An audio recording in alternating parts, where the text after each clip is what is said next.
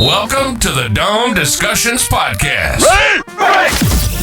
Your top source for all things New Orleans Saints. Powered by four voices who live and breathe black and gold.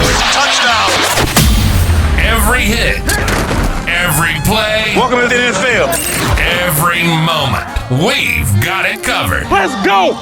Let's go! Go!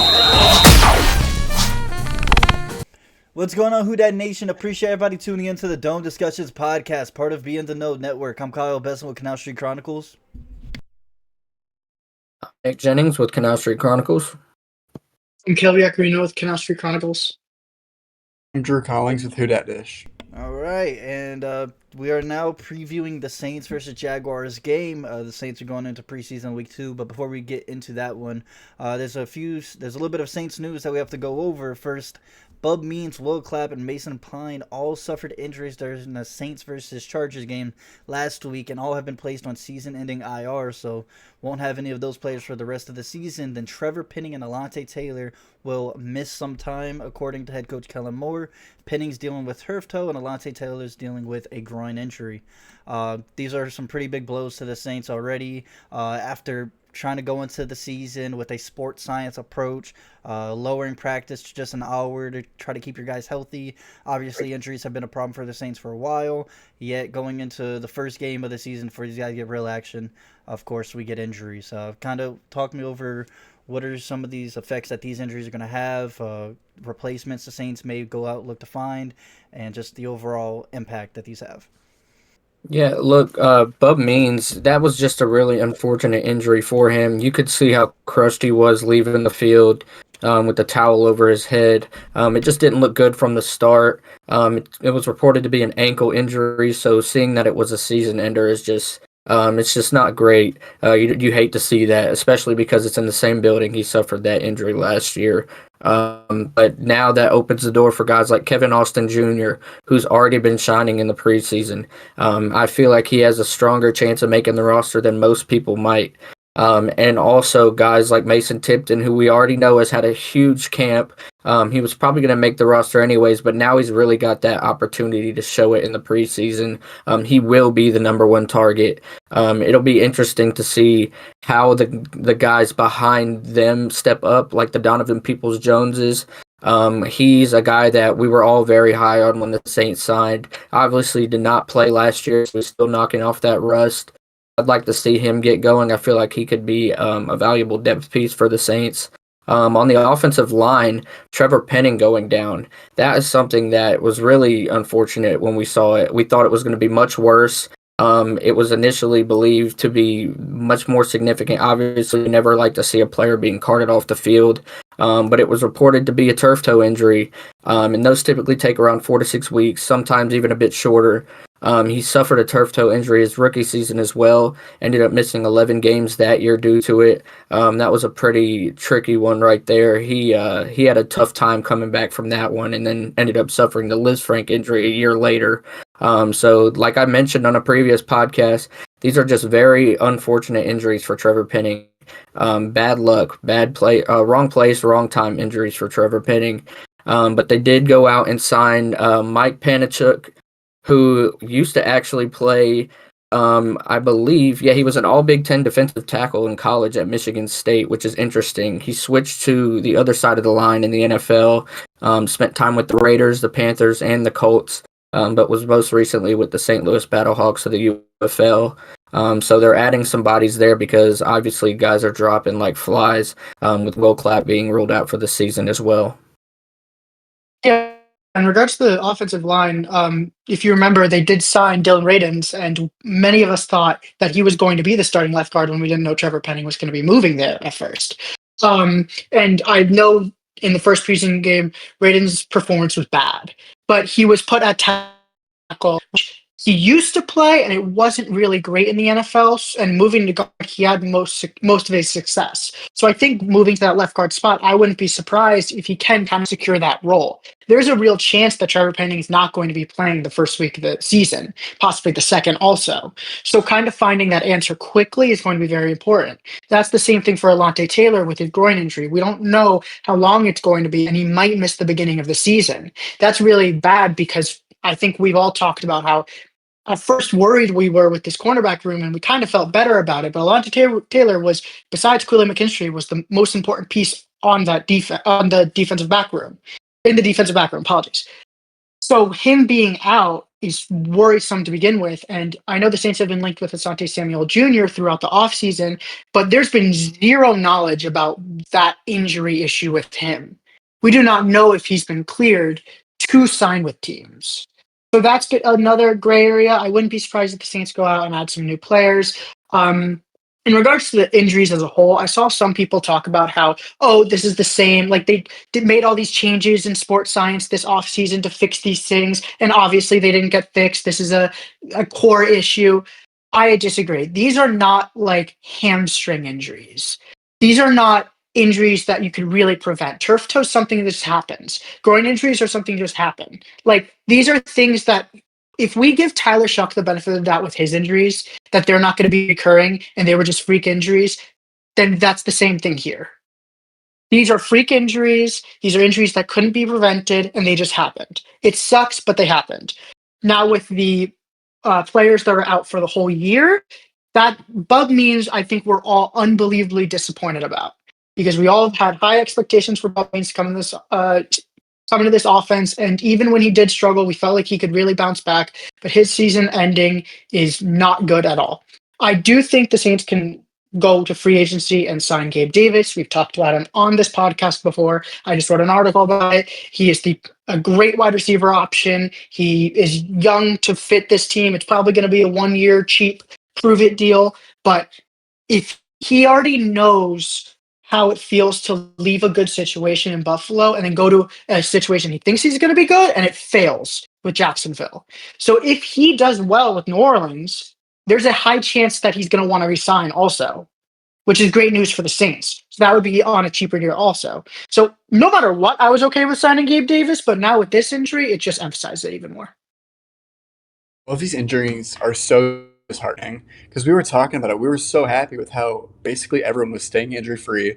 We felt like we were really healthy going into the season, and then just this monsoon of injuries in the first week of the preseason. As you were saying, there's not like a lot that we could do about that. Like the turf toe, you're not gonna prevent that by doing something special. So it's just really unfortunate, especially for Trevor Penning and Alontae Taylor. It's kind of prove it years for them in a sense, and for them not to be fully healthy, it's really going to hinder their ability to be their best. I mean, especially Trevor Penning. This year, going inside the guard was crucial for him, crucial for his success in the future of the NFL. And for him to miss significant time, miss significant practice time after moving to a new position, I hope it doesn't show later in the season. But it's definitely worrisome.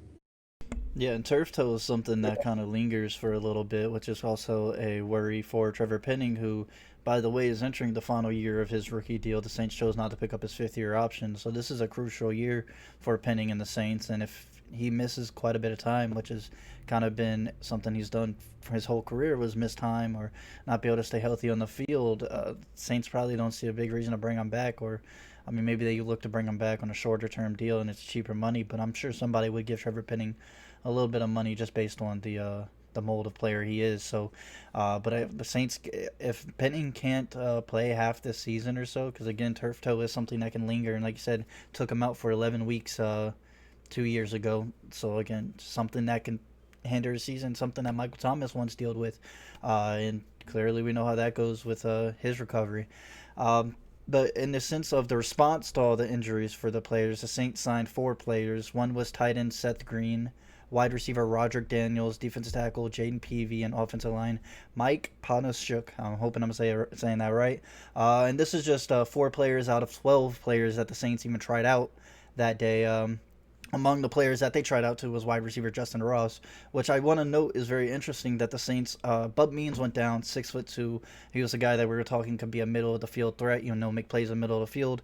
He goes down, and the Saints signed Roderick Daniels. He's kind of like a return specialist, jet sweep type of guy. He's 5'9". He's not gonna be catching these passes in the middle of the field like the Saints need. So again, that makes us wonder, what is the Saints' plan there? Because the Saints are going to be rolling out Rashid Shaheed, Chris Olave, Brandon Cooks, all guys that are 5'11" and below, I believe. Maybe one of them hits 6 foot. I'm not sure.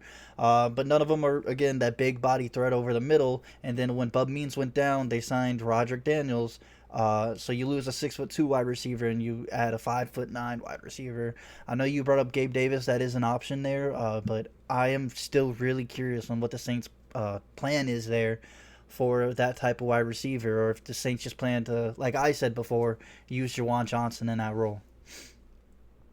Yeah, I could see Jawan Johnson definitely being in that role. I also think kind of the Saints really don't have options right now. I mean, it's kind of at that point of the season where there are not a lot of great wide receiver free agents. I know Gabe Davis is the name that I talked about, but he still has injury worries and drop worries. So there's going to be negatives with signing Gabe Davis, and Amari Cooper is the number one name, but I'm not signing Amari Cooper. That he already had regression in his career, is going to be a very expensive wide receiver. Would he fit that role the Saints need? Absolutely, but it's not worth it. Gabe Davis is probably the best option right now, and honestly, I think he's the only option right now. Yes, they could find Kevin Austin. I think can fit that role, but they could find someone, maybe throw a dart and try to just hit on a unproven wide receiver that could possibly be an option, but I don't think that's going to happen. They might have to use Rashid Shaheed in that kind of middle of the field role because he's bulked up, and I think it might work. I think will be a contested catch threat this season, but he can't be that tall wide receiver. So I could see if they stick with it, Jawan Johnson can definitely move into that role. But if they go with someone, I legitimately only think the only option is Gabe Davis. Yeah, and I think the wide receiver they were actually replacing with Roderick Daniels is Chris Tyree, who also was released with an injury designation, 5'10" speedster, undrafted free agent. So that would make a lot more sense there. I really do think Kevin Austin Jr.'s emergence is making it hard for the Saints to want to give anyone else the opportunity right now. Had 21 yards after the catch and a missed tackle forced. He was the go-to target for Tyler Shuck. We obviously saw 4 receptions, 42 receiving yards. He's got that lethal slant route in his bag. He's a first down machine. It really just looks like he's making the most of his opportunity right now, and I feel like he deserves the reps in a result. Yeah, and I agree. Yeah, and real quick, I wanted to say. Go ahead. Well, okay, just a little bit off topic before we continue. Going back to Trevor Penning, if Dylan Radins does kind of like, if let's say Trevor Penning's out for 2 to 3 weeks, Dylan Radins goes to a left guard because I think he's going to be the number one option now that Penning's injured. And he's doing well. There's no reason to change it. I do not care if it's Penning's prove it year. Why change that? You just have your answer. I wouldn't touch anything. I would want Trevor Penning to heal up. I don't want to rush him. If worst case scenario, Radins gets injured, Penning is there now. But I'm not rushing that. I'm letting him practice and not fix, because I think that could actually be an issue that happens is Penning comes back and they want to put him over Radins, even if Radins is playing well. And that's a fear of mine. I mean, I do agree. And I think this could be real quick, Kyle, because I know you were going to probably say something from what I said before. If that is the case, I think Torricelli Simpkins deserves a shot. He had 54 pass blocking snaps with just 1 pressure allowed. Undrafted free agent out of South Carolina, had a 77.8 PFF grade in his first ever game. He's another guy who just made the most of his opportunity and has really impressed the coaching staff. He's kind of like this year's Kyle Hergel, who actually did not have a great first game this season, but last year he was that undrafted free agent offensive lineman that everybody fell in love with, and it looks like Torricelli Simpkins is that guy. Yeah, and no fault to you guys, but I actually just completely forgot what I was going to say, so that's all right. Before we... Kevin Austin, I think. It was something to do with wide receiver, but I'll be honest, Something wide receivers. I knew I it. don't remember it much anymore. Before we go to our next topic, is there anything else anybody want to say about maybe the new signees or the injuries that happened before we go on to the Saints Jags preview? No, all right. Well, I definitely knew it was going to be a possibility that we saw Seth Green return. 6'4", used to play quarterback, more passing or more, yeah, I believe passing yards than and rushing yards than receiving yards in his career. Or yeah, receiving yards. As a tight end, that's unusual, but that's a versatile skill set that I think a guy like Kellen Moore values in his offense. So I mentioned it as a possibility when he was waived, and it happened much earlier than I anticipated. Yeah, and he was waived for Mason Pline, and then Mason Pline goes down with that injury, and they brought him right back. So obviously a guy that I believe he had one bad practice where he missed a catch over the middle by Tyler Shuck, and then that was it for him that day. Clearly a guy that the Saints did like his skill set for, and they brought him back. But going into it now, we're going into the Saints versus Jags preview. This game will be on Sunday at 12 o'clock. I probably said this last week and I was wrong because I thought the Chargers game was at 12. Saints will be taking on the Jaguars at 12 o'clock in the Superdome, hosting them. And the Jaguars, they lost their game on Saturday, 31-25 to the Steelers. The Jaguars played four of their quarterbacks, including starter Trevor Lawrence. They had a little bit of starter play in there. Travis Hunter ended that day with 2 receptions for 9 yards. And then obviously we got to see the 70-yard field goal by their kicker, which is, was it Cam Little, I believe his name is? Yep. Yeah, so absolute banger of a kicker. I hope he does it again. That was awesome to see. But yeah, so the Saints are going to go in now. They are losers of their last one. The final score is 27-13. Got to see a little bit of Tyler Shuck, Spencer Rattler. As of right now, as we're recording, it's about an hour before the Saints take on the Rams for a scrimmage or a joint practice. So we have not heard of the starter yet. We're expecting to hear it after this practice, and my guess is Tyler Shuck gets his chance with the first team this time around. And we don't know who will be playing as well. Like, we don't know if Chris Olave will be playing. Again, my guess, probably not, after he's still dealing with a little bit of an injury. But what's kind of some things that you guys are looking for in this preview with the Jaguars, Saints or Jaguars related? There's a lot of fun rookies coming into the league, and the Jaguars have some of them as well.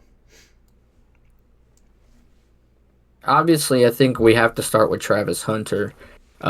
This is a game where I wouldn't be surprised if Travis Hunter snags his first interception, but also is targeted the whole game by the Saints, and it goes in the Saints' favor. I wouldn't be surprised if he gets the best of guys like I don't know, maybe Mason Tipton.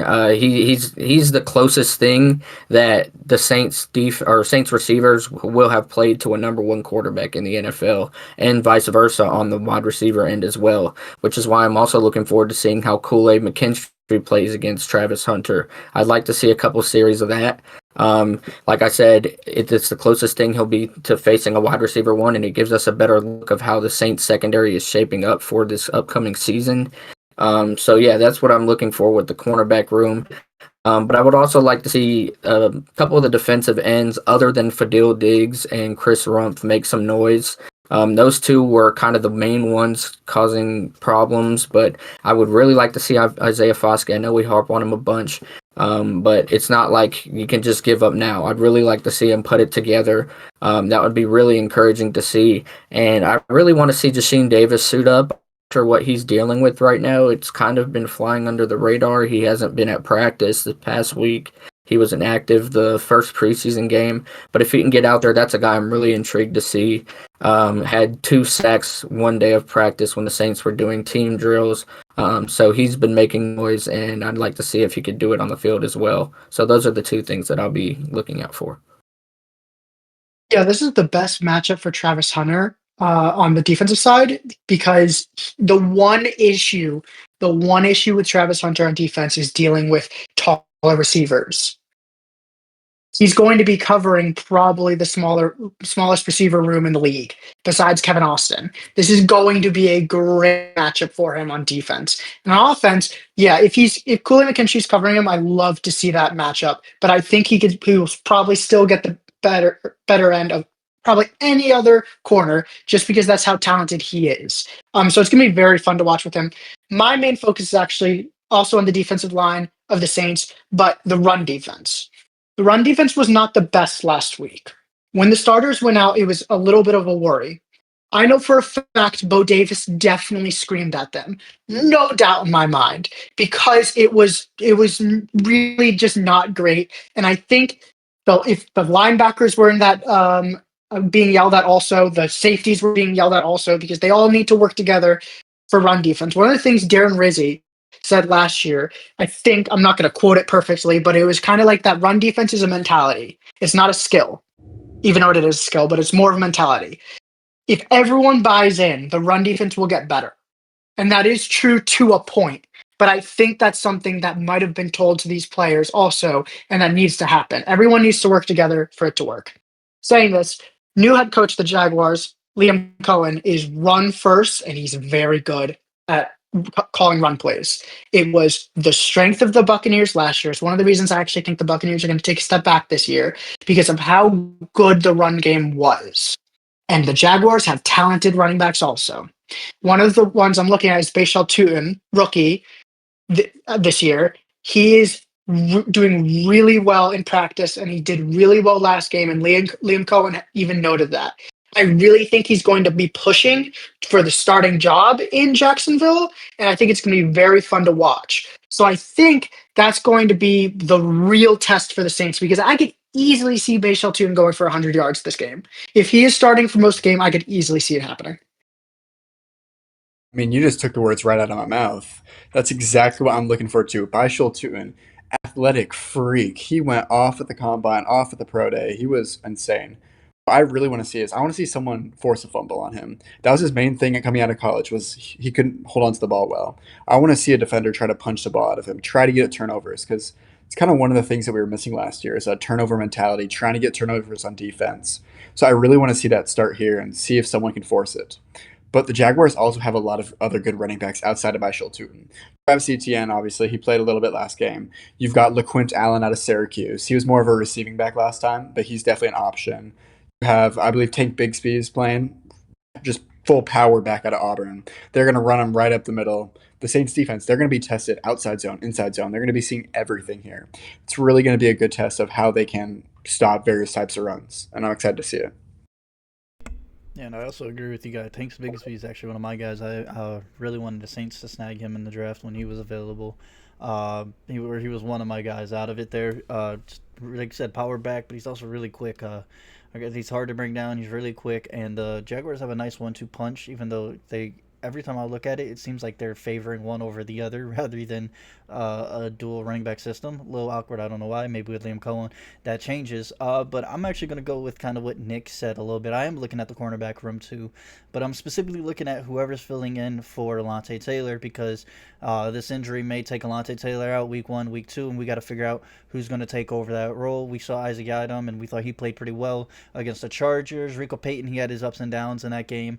I think he did all right. And Quincy Riley, again, all these guys that we're going to be looking for, because who's going to take a step up? Because if Alontae Taylor's not ready week 1, someone's got to fill that role, and this is when football, it means more week 1 and everything like that. We got to figure out who is going to pick it up there, take over that role, and earn that spot.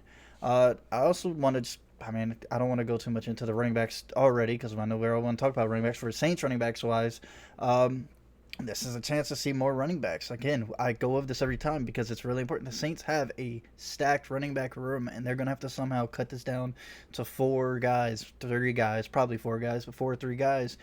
2 veterans, Super Bowl winning guys, Kendre Miller, Alvin Kamara, Velus Jones, Yarns. Like a lot of people, man. I don't know how they cut it down.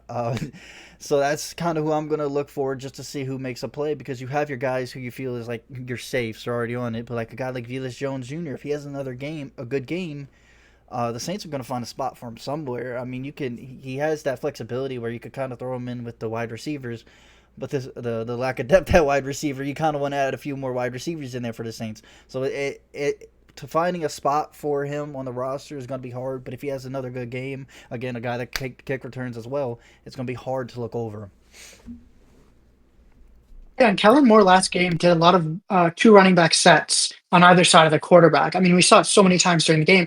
And Velus Jones was on one of those sides and then would be that receiving threat to kind of open up the defense. I could easily see that happening again.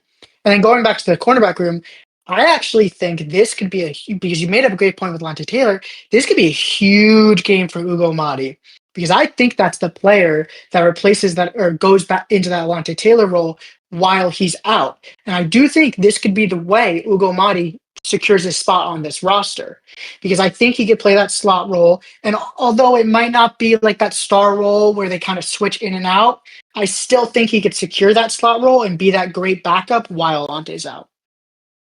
Yeah, and a guy who I actually believe would be filling that role is someone we've actually seen in first team in that role leading up to the preseason game.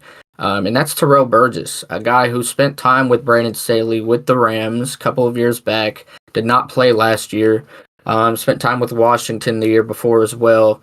But he's a guy that you know what you're going to get from him. He's a pro's pro. He does you just know what you're going to get from him. He's kind of like a Will Harris kind of guy, which was a surprisingly good signing for the Saints that year. And that's kind of where I see Terrell Burgess going. He is a great tackler. He's a big hitter, and I feel like he could really help the Saints run game as well. He's played that star role before, and I think that his size gives him a slight advantage over Ugo Amadi, who we've seen fill that role in previous years. Yeah, I mean, there's a lot of names. To be fair, for a Saints running, DB room that we feel very non-confident in, there's a lot of guys that have a high floor, or guys that we think can take a step up and fill a role in nicely. Again, Jonas Sinker's just another guy that could kind of go in and play in the slot. He's done it a little bit, and so a lot of guys that can come in and fill these roles. And that makes me a little more confident that they can find the right guy for the job, just in case Alontae Taylor's not there, because you have a lot to choose from, and you're going to get a lot of reps out of all these guys and see who plays it the best. But with that being said, what is there anything else that you guys have that you're looking for in this game? You go ahead, Caleb. Yeah, just going back to the talking about the Saints running backs, Marcus Yarns, I definitely want to see a little bit of a bigger role this game. We really didn't see it as much last game, but he caught like 3 passes in a row on that first Hainer drive, and then Hainer threw the interception. But it looks like it was starting to become a very good Yarns drive, and I can say that's a little bit more than what we saw from most of the running backs, besides Kendre, who was the main starter. So I kind of just want to see Yarns thrown into that, maybe even that Velus Jones role of kind of being that receiving back in the backfield. But I just want him to have a little bit of a bigger role this game. Do you want to harp on the Jonas Sinker thing a little bit? Go into the slot. At Virginia in his career, he played 735 slot snaps, according to PFF. So he has experience, like you were saying there. I think it'd be really interesting to see the Saints put him there some. And we saw him make one hell of a play towards the end of the game. Can't remember exactly who he was guarding, but he really put his whole body in there to be able to get the deflection there, and that good play to see again for a guy who I don't think we really saw get too many snaps in that game. He really made a highlight play, if you ask me, in coverage. But to move on now, trivia. We're gonna be doing that every pre-game, so not post-games, but our pre-game pods, we're going to have a trivia like we normally do. It's kind of my favorite thing to do, so I would never go away from it fully. So we're going to trivia. I believe Nick has our pick today of our trivia. He's got 2, just in case someone gets it too early. With knowing Nick, probably not going to get too early, but let's go ahead and give us the name, or years, teams. All right, I am having trouble figuring out which one I want to give to y'all first. All right, I'll go with this guy. He started his career with the Texans, went to the Buccaneers, then went to the Cardinals, then went to Washington, then went to the Cardinals again, then went to Oakland at the time, then went to the Saints, and then I think that was the last time he played. Yeah. One day I don't bring my paper. He goes everywhere. Yeah, I don't have a paper either. So, Raiders is the big one because if this is Dennis Allen era, that kind of Can you count how many breaks it teams down a little that bit more. is?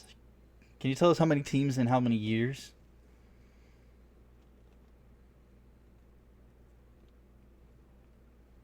Six teams, and he played for, I believe, 7 years.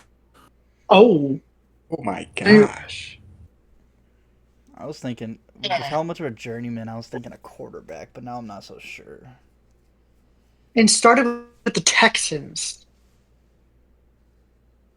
Jeez. You say Texans Cardinals. Oh. Hmm. So I feel like that's so many players. Texans, Cardinals. I don't know why I thought David Johnson. Don't listen to me. Not a I Saint. mean, you got a few of them. David Johnson was on the Saints for a little Almost. bit. Oh. What years? Yeah, I think it's top Yeah. years. Was with Houston from 2013 to 2014, the Bucks in 2015, the Cardinals in 2015, the Cardinals in 2016, Washington in 2017 and 2018, Cardinals in 2019, Raiders in 2019, Saints in 2019, and Saints in 2020. Oh, so this was earlier. Okay. 2019 Yeah. to 2020 Saints. I might be able to get it with position. I don't think I want position yet, but I might be able to get it with position. And the Buccaneers won. Texans Buccaneers. I think that unlocks it for me. I just need to figure that out. You guys ready? What year was he on for 2 years? Real quick. What year? What? Wasn't he on one team for 2 years before the Saints? It was. 1.5. I think it was the Washington football team, or it was the Redskins. It wasn't the Commanders yet. Yeah, I might need a position. Pretty sure it was the Redskins at the Safety. time before 2020. Safety? It's over. Drew is DJ Swearing? Drew is guest. It is DJ Swearinger. Wow. Oh, I've had that before. I guess in a Yeah. Whoa. Gosh, One I of really want to do this other one. We could do another one. I really didn't know DJ Swearinger was on all those other teams. I only know him on Washington. I thought it was on the Raiders. Is where I think of him. Gosh dang it! All right, go ahead, give us the. All right. Wow. This one is he played for the Saints, then he went to the Patriots, then he went to the Bears, and then to Tampa Bay. Okay, Saints, Patriots, Bears, Tampa Bay. Whoosh. Saints Patriots. This one could be relatively easy. This time Patriots, I should know. Oh. Ty Montgomery was on I feel like I Packers, know I him. I think. can't get his name. Saints, Patriots, Tampa Bay, Bears. Is that what you Bears, Tampa Bay. Special said? teams Bears, player. Tampa Bay. No. He's like a cornerback. I feel like I know this person. I just Not can't Benjamin picture his name. Watson. Benjamin Watson fits. That would be the Patriots, opposite. yeah. And was he drafted by the Saints or was it undrafted? I believe he was drafted. Let me double check. The drafted changes things a little. Yep, Drafted by the Saints. third round. Oh no! I'm gonna need years. All right, he was with the Saints from 2012 to 2014. He was with the. Oh wait, no, he was with the Saints from 2012 to 2015. Went to the Patriots in 2015 as well. Then went to Chicago from 2016 to 2021, and then Tampa Bay in 2022. 2016 to That 2021 early? with Chicago. Oh. Whoa! Oh. I'm not gonna be able to remember. Is this a tackle? A defensive tackle? I'm not gonna. I don't know. I don't know who it is. Team but- Hicks. Yeah. There it you go, is. I Drew. wasn't gonna Yeah. remember his name. Yeah. There we go. Assist. Yeah, I threw it up to you. Yeah, I remember because he was the one that got away. He went on to the Bears and had a pretty That hurt. successful career. There we go. That hurts. I feel like Popped in those my are head some late. pretty good ones. That was a pretty good one. Was DJ it? Swearinger was good. I think I thought about DJ Swearinger once too, for one of them, but Yeah. I didn't Thought of know. it because Drew said it as a guess one time, so I thought he would be able to get it. I should have gotten that. Yeah, I've guessed him before. I just was not thinking of him. I have one for next week. All right, we got you next I week. just thought of Okay. one. Uh, All right, going to Sunday's game again. Like we talk about every time, it is the main focus for preseason for us, the quarterback battle. These guys are gonna go out there, play, and do what they're gonna make mistakes. They're gonna make big plays. But is there anything that you could see either quarterback, Spencer Rattler, Tyler Shuck, Jake Hayner, anything you guys could see from these guys that can win them the job on Sunday? Yeah, I think Tyler Shuck avoiding turnovers and leading another touchdown drive or scoring drive in general would really help his case. He's just got to continue being quick and decisive. He's got to avoid those bad sacks. Just use his. He needs to use his legs. He was actually 4 for 4 against the blitz for 80 yards, which you might not think that by watching the game. He's just a little antsy back there still, which is to be expected. He's a rookie. If he can just use his legs like he does in practice, he has no problem using his legs in practice. It could really help him out and the team as well when it comes to those long sacks. But yeah, another scoring drive, especially if Spencer Rattler's unable to do so. I feel like that would really help Tyler Shuck's case. In Rattler's case, he needs to be more aggressive. He needs to just show that he can stretch the field like he does in practice. He needs to continue going through his progressions. He did a great job at that. He had no turnover-worthy throws, which is really encouraging to see. You feel like there's more game manager ability when it comes to Spencer Rattler and Tyler Shuck. Tyler Shuck's obviously going to have the higher ceiling, but he's also going to have the lower floor. So that's kind of the difference between these two starting quarterbacks in the direction the Saints decide to go in. But Spencer Rattler's got to also protect the football. We saw fumbling was an issue for him last year, and he put the ball on the ground in the first preseason game of this season as well. So he needs to put some points on the board, keep the ball in his hands, and just be aggressive. Show that you want to win this battle. And obviously we've seen that. He's shown that in practice, but you've got to show it on the game field. Yeah, starting with Rattler, I don't see a way he wins the battle in this game. I don't think it's enough time for Tyler Shuck to truly just have the worst performance ever. I think if Tyler Shuck had a full game, then that could be a way, but I don't see it. I just see a way that Spencer Rattler can regain the lead. I want to see him, as you kind of said, go down the field, make those deep plays, stop playing safe. That's the biggest thing. Right now, we have seen Tyler Shuck's practice game translate to the in game, but we're not seeing Spencer Rattler's practice game translate in game. In practice, Spencer Rattler has taken risks. They've been very calculated. There's been deep balls. There's been great plays. And I'm not saying Spencer Rattler made great plays last game, but we're just not seeing that kind of confidence that you want to see from him. But in regards to Tyler Shuck, one way he could win this is just outplaying Spencer Rattler, in my opinion.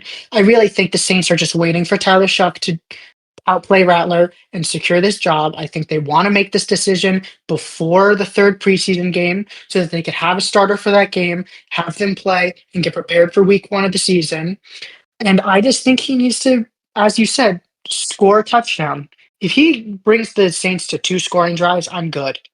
If he throws an interception, it is what it is. But if he stays confident, makes some big plays, stays consistent in short game, doesn't miss many passes, leads the team to 2 scoring drives, I really think he secures the job after this game. And Drew, before you go, because I know you're getting ready to go, so it kind of sounds like to me, Caleb, you think it might be a hot take. You think Tyler Shuck's in the lead right now? So my thing is, first thing I've said throughout this process, that if it's tied, Tyler Shuck's winning. You pick the upside no matter what. That's just what it is. I think he's in the lead a little bit just because of how practice has been recently. He's shown more growth than Spencer Rattler throughout the training camp process. He's shown that the practice has translated to the game, and he's shown the ability to push the field while even when plays are open and plays are written up and scripted perfectly, while Spencer Rattler has been missing it. I think, although I do not think Tyler Shuck truly 100% outplayed Spencer Rattler last game, I do think he won the battle last game. And I think, as we said, in game's more important than practice. If you are better in game, you're going to be chosen. So right now, I do think Tyler Shuck's in the lead right now. Okay, cool. Drew, you could go ahead and give yours. I wanted to hear it. Honestly, I honestly agree with you a lot there. I just really want to see Tyler Shuck limit the super negative plays. And if he throws an interception, fine. Like, he's a rookie quarterback. We should be expecting that. It's the type of interception I want to see. If he's throwing it deep to someone, giving his receiver a chance in a one-on-one, and the defender makes an amazing play, that's fine. I honestly could care less about that right now. Give your guy a chance, sure. But if it's another one of like last week's where the defender's just sitting on him because he's staring at one player or doing that, that's the kind of play I want to see him avoid. See if he survey the field, find someone like that. Then also, as Nick was saying, the sacks. Just don't take super deep sacks. Stay calm under pressure. He played well against the blitz last time. Let's see it again. Also, if another thing with Spencer Rattler that I'm going to love to see, because we're all assuming, and I'm speaking for everyone, that Tyler Shuck's going to be the starter for the second preseason game, because they're going to want to see that view, him with the starters and him against the starting defense. Although they might not play all the starters, it's still going to be some of the starters. If Spencer Rattler does not do what Tyler Shuck could do with the backups and against a backup defense, then that also secures it. I was kind of talking about what they could do, but it's also what they can't do. Because if Spencer Rattler plays passive, doesn't take opportunities, doesn't push the ball down the field against the backups, then he lost the job there. There's ways that Spencer Rattler can lose the job here, and I don't think he wins the job. It's really up to Shuck in this battle, or in this game. Yeah, and for me, I'll start with Tyler Shuck too, because I want to see him actually lead. I don't want this to take away from anything from Tyler Shuck, but a real drive. The first drive that he came in and scored for the Saints, it was a 2-minute drill, and of course, like every NFL defense loves doing, they just wanted to give the Saints 3 points, play off, let them get in field goal range. I don't know why, honestly. I'm all for playing a little more aggressive in that 2-minute drill, but they played off, so Tyler Shuck was able to get those quick slants, things like that, and the Saints were able to score then, and then his next scoring drive was a 50-yard touchdown bomb. We didn't get to see a long drive where he gets into the red zone and ends it with a touchdown. That's what I want to see from Tyler Shuck, and really any of these quarterbacks, is that proves to me that you can really run the offense. Again, we didn't really get to see that from Tyler Shuck, because outside of those 2 scoring drives from him, actually the closest we saw from that was Jake Hayner, but again, kind of that 2-minute just play off and let them get the field goal type of thing, which we saw from him as well. I want to see a drive from either of these guys, and I want to see multiple, because if we can see multiple long drives, get into the red zone and score the ball. And I'll be honest, I don't need to see a passing touchdown there. I just need to see you get into the red zone, set the offense up. And again, rushing touchdown, passing touchdown, I don't care how you get there. I just need to see you be able to lead a scoring drive. Tyler Shuck did score for the Saints, bring the Saints to 2 scoring drives last week. But again, it was a 54-yard touchdown bomb and then a 2-minute drill. And that's more of a scripted type of offense as well. I'd like to see either of these guys, Tyler Shuck, Spencer Rattler, do it multiple times this game, and then that will show me who deserves the job. Right. Yeah, and I think going off what you're saying, like it's kind of real quick, it's just like it's kind of going out of that script. You want the quarterbacks to get away from the script and kind of just think on their feet and make the plays that need to be made because that's just what a starting quarterback does. And then also, I forget what I was going to say. Disregard me. It's all of I forgot the second part. It's happening to all of us today. All right. Anybody else about the quarterback battle? Maybe kind of something different that none of us said. Maybe bring up Jake Hayner and anybody. All right, we'll go to the next one. All right. Oh, go ahead. I think Spencer Rattler goes in for the 2-minute drill. That's one thing. I think it's going to be exactly what happened last week, and I think it's going to be Tyler Shuck plays most of the first half, and then Spencer Rattler goes in for the 2-minute drill. Same thing. Because I don't think they did it just to set up Tyler Shuck. I think it's a calculated thing that they're going to do with Spencer Rattler also. And I think that there's a way we see a starter name during the game. And I think it's if Tyler Shuck gets taken out early. Because I think if, let's say Tyler Shuck just scores 2 touchdowns, looks great, maybe makes a mistake here, and let's say he gets pulled out in the middle of the second quarter, I think that's it. I think he's named because there's no reason to pull him out early if you think he needs to show more to win this battle. I think that's when you're like, okay, we're putting Spencer Rattler in early because he needs to show more now. He needs to outplay that, and he needs as much time to outplay that. I think that could happen also. Yeah, one thing that I think Kellen Moore did really well last week is Spencer Rattler had 29 offensive snaps and Tyler Shough had 30. They somehow synced it perfectly where both these guys were almost. Now, obviously, passing attempts were different. I think Tyler Shough was 22 and Spencer Rattler was 11. Maybe would have liked to see Rattler get more chances there. But both guys did have the equivalent playing time. So we kind of saw the same from each guy. It just seemed like a little bit of different play calling for each one. But going into it now, it's final predictions, and maybe if you guys want to throw out a bold prediction for the game, I like getting really niche with my bold predictions for it. But I'll start off and say my final prediction for it. So I have the Saints winning 31-19. Our guy Hayden Real said the Jaguars defense is really struggling right now. So shout out to him. I'm going to go ahead and take what he says. And I'm saying the Saints are going to be able to put up 31 points. I think we get 2 touchdowns from both Shough and Rattler, or maybe 2 touchdowns from one. And then I think each quarterback's going to get themselves a touchdown. That's kind of my guess there. And then I have the Jaguars scoring 19 with 4 field goals and a touchdown. Just again, Cam Little's hit a 70-yarder.